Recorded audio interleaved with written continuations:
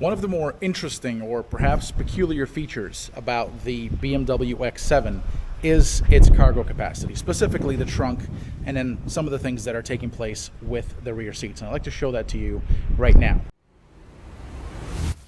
Motronics. Here I have an X7, and I'm going to pop the trunk just by kicking, and this is going to open the rear hatch. As you can see, the X7 has two doors back here. So you have the top hatch, and then you have the tailgate. The tailgate can be dropped just by pressing this button, and if you look closely, there's another button right next to it, which essentially will lower the vehicle to make loading and unloading things into this luxury crossover SUV easier. So I just pressed this button, the X7 has lowered quite a bit, and what I'm going to do now is I'll show you the cargo capacity here with the third row seats upright and then with the third row seats folded. So as you can see, there isn't really all that much space here behind the third row, but that doesn't mean that you can't actually make good use of it. So here is a standard size carry-on right here. As you can see, it fits perfectly this way, laying down kind of in this position here. And you could fit another one right here next to it. And if I pop the tailgate here, you'll see that it actually does fit very snugly. It's as if this trunk area, this cargo area behind the third row, was essentially made to store carry-ons. The other way to do this is to simply put them upright. I'm going to close this tailgate real quick. So as you can see, if you put the carry-on this way, you do have this potential angle issue where this edge of the carry-on kind of sticks out and potentially prevents the rear hatch from closing. But that is not actually the case. As you can see, what I'll do now is close this, and let's see if it fits. It does. It closes just fine. So I'm going to pop this again, and as you can see, if I put the carry-ons in this way, I can fit 3 across with them standing up vertically. I could probably take it a step further and go this way, but that does not actually work because there is not enough room. The angle here doesn't work with the carry-on, so it will end up sticking out. If I try to close this, nope. It hit it, and then it essentially didn't close fully. So that does not work. So basically, if you want maximum cargo loading capacity behind the third row in the X7, you're going to need to put your carry-ons in this way. Essentially standing up 1, 2, and 3. And that then brings me to the rest of the cargo area here. So what the X7 offers is essentially the ability to, with one touch, fold down the third row and then bring it up, maximizing either cargo volume or maximum seating capacity. So what I'll do now is fold this row right here. So that folded the right side, and these are one-touch controls. I don't actually need to hold it, so if I just press it once like so, it will end up folding it just like that.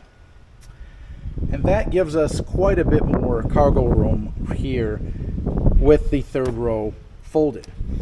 However, the X7, there is a curious thing about it. Specific models that have the captain's chairs like this one, as it stands, don't actually fold flat. And that is a trade-off that one will make with the X7, specifically with models that have the bench seat, the second row bench seat. So the second row bench seat can fold flat, the captain's chairs cannot. But what they can do is they can essentially move forward and a kind of a bit up. So what I'll do now is I'll press this max cargo capacity button, and you can see the second row moving up.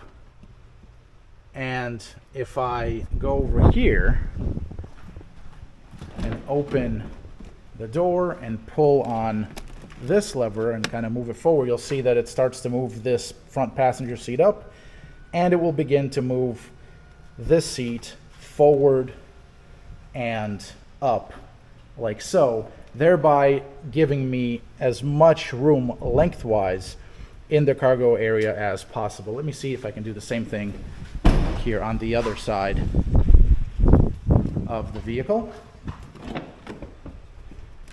Let me see if I can. So there it goes. It starts to move the driver's seat. That begins to move up, forward rather, and then up. And there it is. So this is the maximum cargo capacity. Here it is. There is still quite a bit of room, but because these second row captain's chairs don't fold flat, it does limit the amount of lengthwise, the amount of space that you do have. And then to bring all of that up, what I could simply do is hit max seating room right here. Doing that will bring up the third row, just like so. The one thing I do appreciate about the X7 is that all of these seats are electronically controlled and they're all power. So you don't have to do any of this work by yourself. The trade-off to that is that all of this stuff is actually quite slow to move. Now I have seen some, I don't know if it's confusion, but some questions, let's say some questions about the purpose of this tailgate in the X7. What is it for? What's its purpose? And I'd say that the purpose is twofold. The first purpose is quite simple. So when you have groceries in here, for example, when you have something here that you don't want to fall out, when you open the rear hatch. Well, what happens in a typical crossover SUV or SUV or any other kind of utility vehicle, for instance, like this Jeep Grand Cherokee. So the Grand Cherokee that you see here, it does not actually have one of these tailgates. Instead, when you pop the hatch, the rear door opens and anything that is on the floor, if it has the ability to roll, it has the potential to simply roll out, fall on the floor, and break. And of course, that is not always a desired outcome. So the first benefit of this tailgate in the X7 is, well, if you have things here like eggs, for instance, or bottles, what this tailgate enables is for these items to not fall out when you open the hatch. So you don't have to be sitting here playing catch essentially with all of these things as the rear hatch is opening.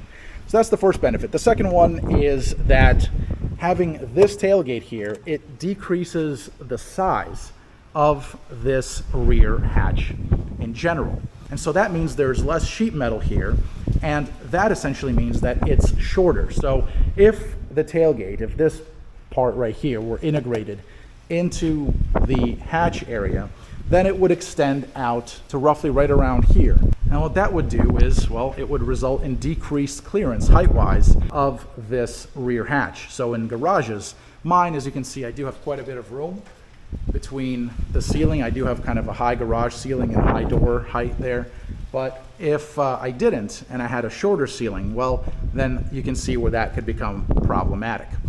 As luck would have it, this is the way BMW set it up. Now that I've spent a few days with the X7, I really do appreciate the fact that BMW chose to go with this design rather than a single piece rear hatch. Now there is one more thing I'd like to point out about the X7's cargo area, and that's related to the way that you can open it. And there are a few ways. The first one is, I think, particularly interesting because there are so many automakers these days that have this tiny little button for those who actually want to, press a button to release the hatch. They install this tiny little button. It's typically above the license plate, hidden recess there above the license plate, and it's always a pain in the butt to actually find it. Well, that's not the case with the X7. If you look here, you'll see that BMW installed a very nice big lever here. You can fit almost your entire hand here, press it, and away it goes. That's the first way in which you can open this hatch. The second way is by the kicking motion. Of course, at that point, you need to have the key on you. So if you have the key fob in your pocket, like I do now, you can come over here, simply kick underneath the actual vehicle, and that will pop the rear hatch. And then there are two more ways to open the trunk. The first is via the key fob right here. Here's the button for that. And then the second is from the interior. So if you go over here, you can simply press this button, that will open it. Pressing down opens it. And if you pull up on it, it will actually end up closing it. So this is all typical stuff, but what I really do appreciate is that release, the button to release the rear hatch from the actual rear of the X7. It's not this big and it's not hidden. No, it is dead center in the middle of the vehicle, and you can essentially just fit your whole hand on there. You don't have to guess, you don't have to hunt, you don't have to keep, playing hide and seek with it. You can put your whole hand there and find it very, very easily. And it's these little details that make the X7 such a nice vehicle, such a competent luxury vehicle. And so there you have it. That is the cargo capacity story on the BMW X7. For Metrolix.com, I'm Alex Luff. Thanks so much for watching, and I'll see you soon. Motrolix.